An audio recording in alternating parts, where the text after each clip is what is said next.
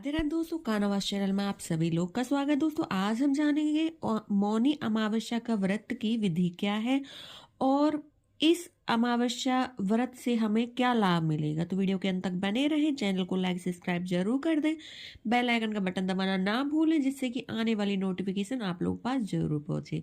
तो दोस्तों मौनी अमावस्या व्रत या पूर्णिमा व्रत, ये दोनों व्रत अपने अपने जगह पर बहुत ही लाभ देने वाले हैं। अगर आप माने तो मौनी अमावस्या या कोई भी अमावस्या का व्रत पूर्णिमा से भी अधिक फलदायक होता है। तो दोस्तों ये अमावस्या का व्रत हमें जब करना शुरू करें, हम किसी भी मौनी अमावस्या, किसी भी सोमवती अमावस्या किसी से भी उठाओगे तो आपको सौभाग्य की प्राप्ति होगी। तो दोस्तों इसका मौनी अमावस्या की व्रत की विधि, आपको सबसे पहले ब्रह्म मुहूर्त में उठ करके आपको स्नान करना है। आपके अगर आसपास गंगा नदी या पवित्र नदी कोई भी हो तो आप उनमें स्नान कर सकते हो। अगर संभव ना हो तो आप नहाने के पानी में भी गंगा जल मिला करके स्नान कर सकते हैं। स्नान करने के बाद आपको स्वच्छ कपड़ा पहनना है और स्वच्छ कपड़े में मतलब आपको कलर का थोड़ा ध्यान रखना है। आपको इस दिन काला, नीला या सफेद ऐसे कपड़े नहीं पहनने हैं। तो इन चीजों का भी आपको ध्यान रखना है। और उसके बाद में आपको, आप जिस भगवान को भी मानते हो, भगवान विष्णु या शिव, आप उनका ध्यान करिए। आप अपने मन मन में उनके नाम का जप करिए और आप बिल्कुल, आपको उस दिन ब्रह्म मुहूर्त जब से उठना है तब से ही आपको मौन रहना है। उसके बाद में आपको आप पूजा घर के सामने एक आसन बिछा देना है। आसन पर बैठकर आपको, आप अपने भगवान, आप जिसको मानते हो, भगवान विष्णु का विग्रह हो या आपके पास प्रतिमा हो तो आप उनको उधर स्थापित कीजिए। उसके बाद में आपको अपनी सामग्री एकत्रित करनी है। फूल, धूप, दीप, नैवेद्य, आपको ये आपको पूजा की सामग्री आपको मंदिर के पास में रख लेनी है। उसके बाद में आपको जो महिलाएं हैं वो माँ लक्ष्मी जी का श्रृंगार का सामान चढ़ा सकती हैं।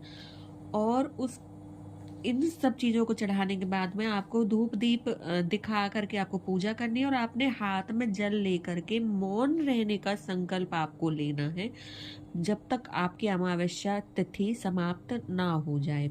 पूरी अमावस्या के दिन जब तक रहनी है तब तक आपको मौन रहना, किसी से कोई बात नहीं करनी है। आपको बात करनी है तो इशारों में करनी है, लेकिन आपको अपना मुंह नहीं खोलना है। मौन रह के आपको ये मौनी अमावस्या का व्रत करना है। उसके बाद में आपकी जब पूजा हो जाए तो आप अपने पितरों का तर्पण कर सकते हो। जो आप अमावस्या के दिन करते हो, आपको जो अपने पितरों के निमित्त भोग निकालना है वो भोग निकाल सकते हो।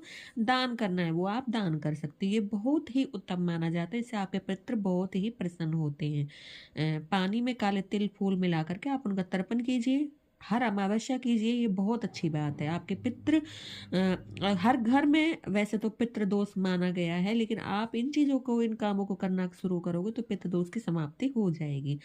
आपको अपने मौन का बहुत ही ध्यान रखना है। पूरे दिन आपको मौन व्रत रह करके अपना व्रत का पालन करना है। केवल आवश्यक हो तो संकेतों मतलब या लिख करके, अगर बहुत ही जरूरी है लिख करके या आपको इशारों में आपको बता देना। बाकी अपने घर में, आप घर से नहीं निकलिए, आप घर में व्रत रखते हो तो आप अपने घर में सबको बता दीजिए एक दिन पहले कि मेरा मौन व्रत रहेगा, कोई आपसे बातचीत नहीं करेगा। और अगर आपको बाहर जाना पड़े तो आप नहीं बोलिएगा, आप इशारों में समझा दीजिएगा। अगर आपका नहीं हो सके कि आपको बाहर जाना ही है तो इन चीजों का आपको बहुत ध्यान रखना, क्योंकि नाम ही इसका मौनी अमावस्या है तो आपको मौन रह के व्रत रखना है।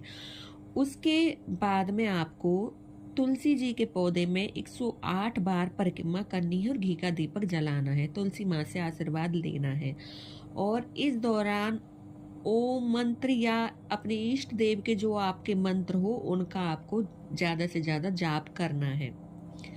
आप विष्णु भगवान आपके इष्ट हो या आपके भोले शंकर आपके इष्ट हो, आपके जो इष्ट हो आप उनके नाम का मंत्र जाप अपने मन ही मन करना है। क्रोध, लालच और नकारात्मक चीजों से बचना है। आपको ना लालच करना है ना उस दिन क्रोध करना है, किसी भी व्रत के दिन नहीं करना है।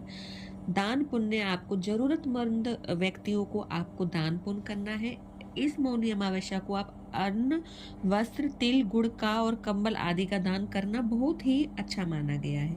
आपको एक दीपक पीपल के नीचे जलाना है और आपको सुबह अपने पीपल के पेड़ में जल चढ़ाना है। शाम को आप दीपक कर सकते हो पीपल के नीचे, बहुत ही फलदायी होता है। पीपल के पेड़ के नीचे अमावस्या के दिन आप दीपक जलाएं जल्दी। ये आपको आपके पितरों को जाता है, दीपक लगाना भी और जल चढ़ाना भी, आपके पितर प्रसन्न होते हैं।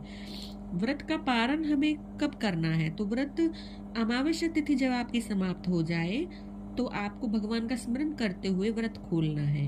अपने व्रत के दौरान आपको फलाहार, हल्का भोजन जैसे सामक चावल या कुछ भी आप ले सकते हो, मतलब सात्विक भोजन होना चाहिए आपको व्रत के खोलने के बाद में। और व्रत खोलने से पहले आपको, जब आपका व्रत खोलो तो उस टाइम आपको एक मंत्र बोलना है, राम राम जप मुंह के पट खोल।